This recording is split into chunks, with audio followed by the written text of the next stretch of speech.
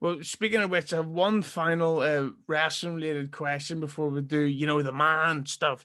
Uh, But just a few weeks ago, or a few years ago, I remember hearing you on a Chad Zumach podcast, and you yes, you spoke about how you once auditioned or whatever to be a WWE writer. yes, Just pretty recently, over the last 3 weeks, there's a lady called Kanice Mobley. Do you know this story? I don't. I'm not. I'm so into my own bubble. I don't know a lot of outside stories. Well, Kanice Mobley was hired to be a WWE writer. She went on a podcast called Asian Not Asian, which is a Earwolf podcast. Right. Uh, in this interview, she spoke about how she didn't watch wrestling, didn't know who anybody was, and she got Bobby Lashley's name wrong. So she came in and completely fucked up her whole career within 3 days. So I was just wondering, as a fan slash comedian slash someone who once tried to get that job, what's your take on that sort of person? Well, I mean, I think they should have fans be the writers because they know the product the best. Um, like my storyline with Sting, I think, just as an example, would have been so much better than what they did. Because I thought we're just using this because I realized it was 6, 7 years ago, just as an example of how the WWE screwed up. Whereas a knowledgeable fan, and there's a lot of idiot fans who like don't get it, but like I'm such a fan of the business that I would give respectful storylines. WWE, they clearly wanted Sting to come in so they could job him out and say, no WCW wrestler was ever better than any of our guys. And he was the only guy to never come over. So it was a big statement for them to do this to him.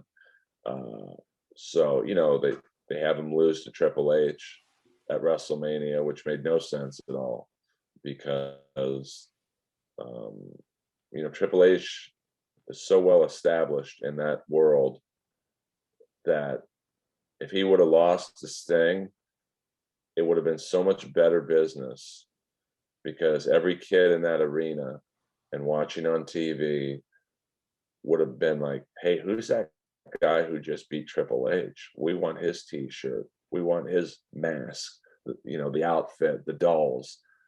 And instead, he lost to Triple H, and then people automatically lost interest in him. It's like, well, who's that old guy with the makeup running down his face? They didn't build him up at all. Which I'm 52, so like I grew up watching Sting in his prime, late 80s into the 90s and beyond.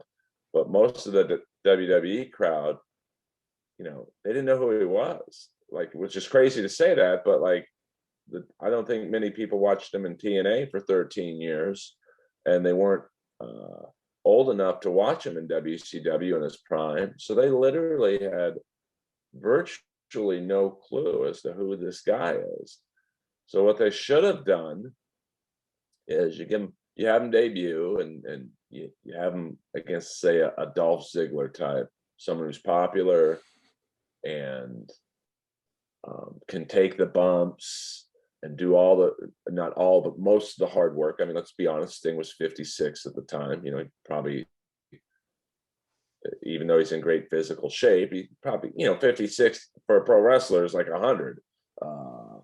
So you have him beat, say Dolph Ziggler, maybe one more mid-card name, and then you put him in a program with Randy Orton, where Randy Orton revives the Legend Killer gimmick, and you have him in the ring, and he's cutting a promo going, I beat Hogan, I beat The Rock, I beat Stone Cold, I beat Kurt Angle, I beat The Undertaker, I beat them all. And then Sting, they probably wouldn't have him drop down from the ceiling because of Owen Hart. I mean, but that would be great if they did. Or he comes up from the ring and goes, you didn't beat me. And then That's it. You have him beat Orton, and then you have him lose to the Undertaker. Like he was never going to beat the Undertaker. You know, that's Vince's guy. So you have him beat Orton, you beat Ziggler, so he popular with the WWE crowd, and then you have him lose to the Undertaker, and then that's it. Everyone's happy. So you know, and people want his T-shirts and all the other, you know, the DVDs and all that stuff. Instead, you know, he loses to Triple H, he loses to Seth Rollins, and then I think his only win in WWE was a meaningless win against the Big Show, who he had beaten 100 times in WCW. So that win meant nothing.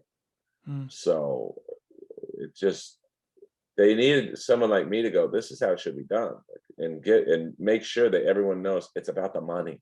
You guys are going to make a lot more money if you build Sting up, get him some wins, and portray him as this, even though he's 56 at the time, like a badass.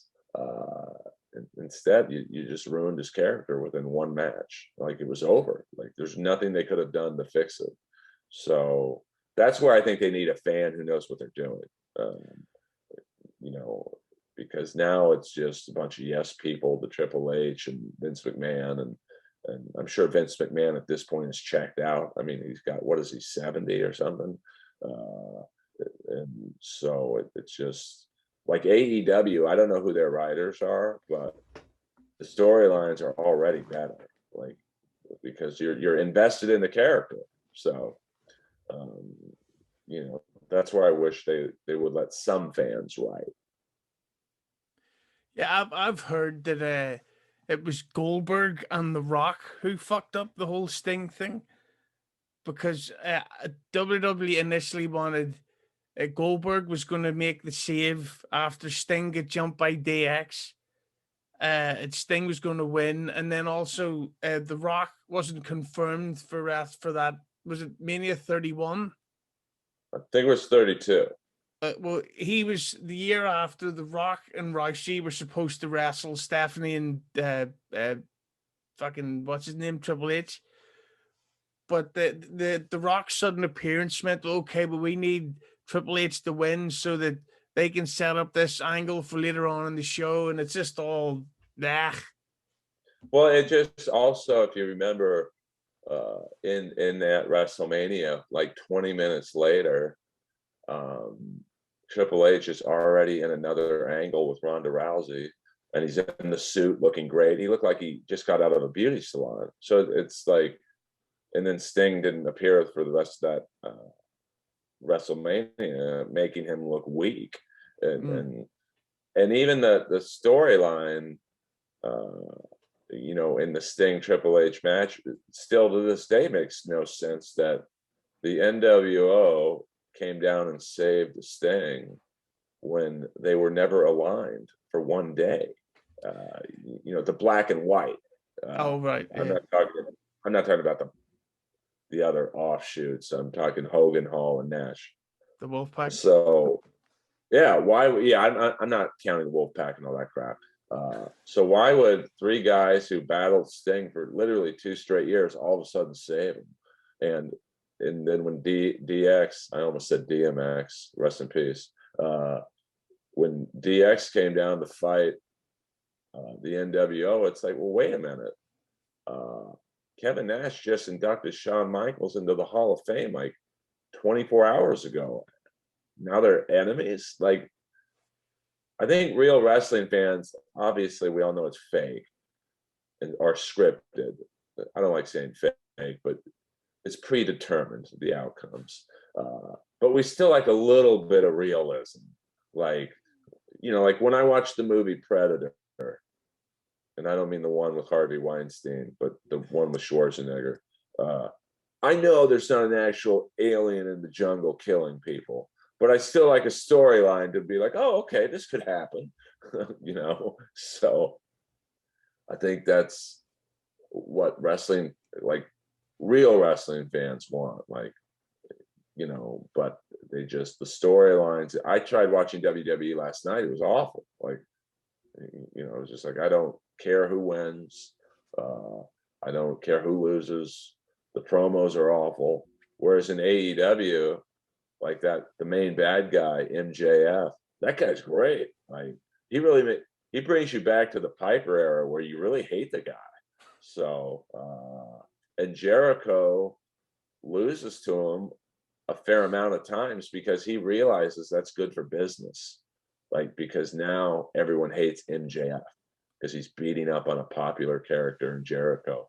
So people buy the t-shirts and whatever merchandise MJF has, and so you're invested in the inner circle against MJF's group, and so they have good writers.